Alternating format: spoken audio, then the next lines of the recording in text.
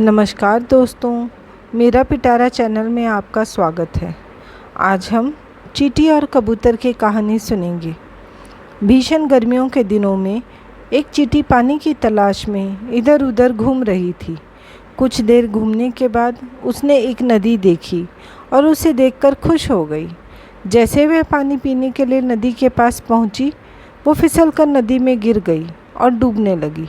जब वह डूब रही थी तभी उसे पास के एक पेड़ पर बैठे हुए कबूतर ने देखा। चींटी को संकट में देखकर कबूतर ने चींटी की मदद करने की ठानी। कबूतर ने पेड़ का एक पत्ता लिया और उसे झट से पानी में गिरा दिया। चींटी पत्ते की ओर बढ़ी और उस पर चढ़ गई। फिर कबूतर ने ध्यान से पत्ते को बाहर निकाला और ज़मीन पर रख दिया। इस प्रकार चींटी की जान बच गई और वह हमेशा के लिए कबूतर की ऋणी हो गई।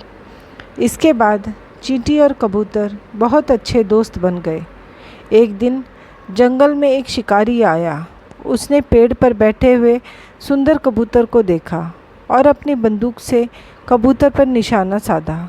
यह सब चींटी देख रही थी, जिसे उस कबूतर ने बचाया था।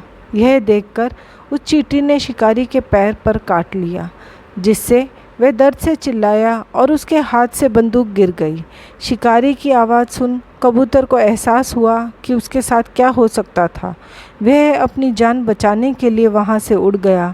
शिकारी के वापस लौट जाने के बाद कबूतर वहां वापस आया और चींटी को उसकी जान बचाने के लिए बहुत बहुत धन्यवाद दिया। इस तरह दोनों दोस्त विपत्ति के समय एक दूसरे के काम आए। तो दोस्तों, आज हमने जाना सच्ची मित्रता और आभार हमेशा लौट कर आते हैं।